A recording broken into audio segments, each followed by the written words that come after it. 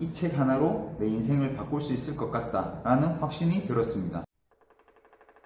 전 오늘 소개해드리는 책 내용을 깨달아 30kg를 감량하게 됐고 그 몸을 지금까지 유지하고 있습니다. 그저 책이 알려준 대로 했을 뿐인데 말이죠. 사실 이런 경험을 하기 전까지 쓸모없는 책을 무겁게 왜 들고 다니는 거야? 책 하나 살 바에 게임 CD나 하나 사지. 책에 나온 성공 공식은 전부 불화야 라고 생각했었거든요. 근데 책에 나온 지식을 저한테 적용하니 이래서 책을 그만큼 강조하는구나 싶었습니다. 그 결과 100kg이었던 제가 지금은 70kg의 몸무게를 유지하고 있습니다. 이런 변화를 직접 체감한 탓에 독서는 선택이 아닌 필수다 라고 생각되어 최근 책의 매력에 푹 빠져 있습니다. 그래서 앞으로 제 채널에서 다룰 주제는 읽은 책의 내용을 토대로 제가 어떻게 계획하고 준비하고 실행하는지를 만들어 나가보려 합니다. 오늘 주제에서 얘기할 책을 설명하기에 앞서 제 스토리를 들려드리겠습니다.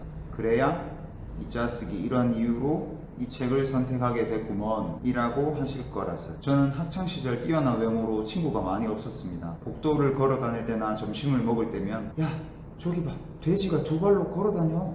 돼지치고 생각보다 밥을 많이 먹네 라는 얘기를 듣곤 했습니다. 그렇게 마음의 상처는 자꾸만 쌓였고 그 상처들은 누적되어 내성적인 아이로 성장하게 됐습니다. 친구가 없는 등하굣길은 쓸쓸했고 집에 돌아와도 언제나 텅 빈 거실만이 저를 반겨줄 뿐이었습니다. 그런 제가 안쓰러워했던 아버지는 아들의 색다른 도전을 위해 런닝머신을 집에 사주셨습니다. 왠지 런닝머신 투자한 만큼 뽕 뽑아야 할 것 같았습니다. 밥 먹기 싫어 매일 초코파이와 우유를 달고 살던 제가 아침과 점심은 꼭 챙겨 먹었고 저녁은 굶는 방법을 선택했습니다. 그리고 인내심 하나로 3개월을 주구장창 달려서 30kg를 감량하게 됩니다. 아싸!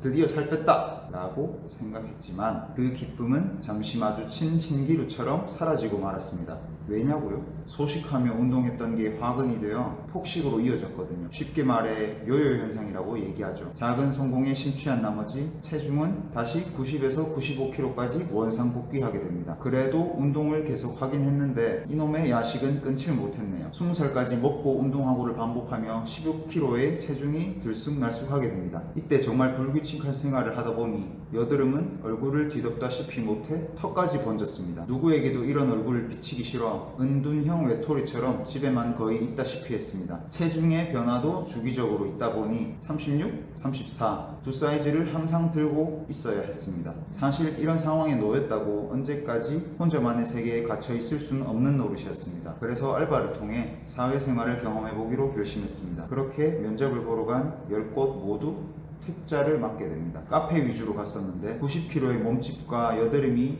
문제였는지 아니면 말을 못해서 까인 건지 잘 모르겠습니다. 어쨌든 그렇게 눈앞에 받아들인 결과로 더러워서 안 하고 만다 라는 결정을 하게 됩니다. 그리고 자격증 공부나 해야겠다 라고 생각하게 되는데요. 그렇게 생전 처음 가본 도서관을 둘러보다 흥미있는 책 제목을 발견하게 됩니다. 오늘 얘기할 무엇이 내 인생을 만드는가 라는 책인데요. 목차를 쭉 훑어본 전 이 책 하나로 내 인생을 바꿀 수 있을 것 같다 라는 확신이 들었습니다. 돌아오자마자 나를 바꾸기 위해 책을 펼쳤고 문장 하나하나 이해하며 읽어나갔습니다. 중간부 문장이 제 알바 퇴짜 맞은 경험과 너무 비슷해서 머리를 한 방 얻어맞은 것 같았습니다. 자신이 처한 형편에 대해 비관적이 되면서 그 원인을 외부로 돌리는 버릇이 생겼다. 시간이 흐르면서 불행한 현실을 만든 책임이 자신에게도 있다는 사실을 망각하게 되었고 불평하느라고 바빠서 소중한 순간순간을 놓쳤다.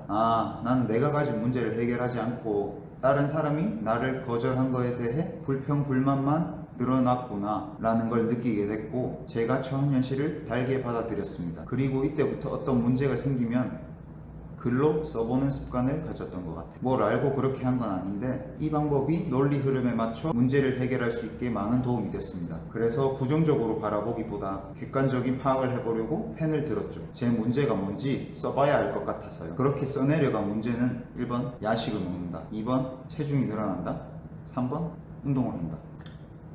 사실 뭐 문제가 많지는 않았어요. 야식 먹는 그 자체가 원인이더라고요. 모든 사람들이 그렇겠지만 결국 그 식욕을 어떻게 끊을지가 최대 고민이었어요. 하지만 이 문제도 책의 지혜로 해결했었는데요. 그 파트는 문제를 정반대의 시각에서 해결하는 방법. 여기서 역설 의도 기법을 사용하라고 하는데요. 의도하는 것에 대한 공포를 갖고 있는 환자에게 잠시 동안이라도 정확하게 무엇을 두려워하는지 생각하도록 함으로써 공포를 줄이고 완전히 제거하는 극적인 결과를 관찰했다. 이 단락을 읽고 내가 두려워하는 것은 뭘까를 생각했습니다. 두려워하는 건 식욕인데 그만 읽어서 뭘 어떻게 극적으로 제거하라는 거지 싶었는데 고맙게도 저자가 부연 설명을 더 해줍니다.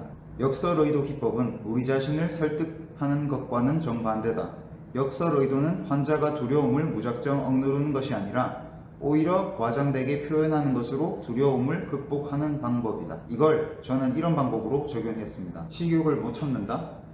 대식가다. 대식가이긴 하지만 전제 조건을 걸었습니다. 3끼 먹던 걸 5끼로 바꾸는 걸로요. 그렇게 8시, 10시, 12시, 2시, 5시 나눠 먹었더니 포만감이 상당해서 야식 따윈 생각나지도 않았습니다. 물론 건강한 체중 감량을 위해 운동도 같이 병행했습니다.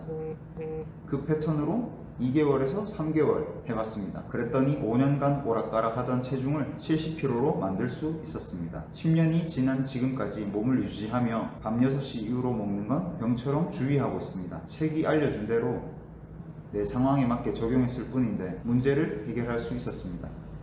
이런 경험을 해보고 나니 책을 읽지 않는 건 나 바보 되고 싶어요 라고 말하는 거랑 같다고 봅니다. 그래서 앞으로 이 채널에선 책 읽은 걸 어떻게 계획하고 실행해 나가는지 다룰 예정이니 관심 없으신 분은 구독하지 마세요. 선택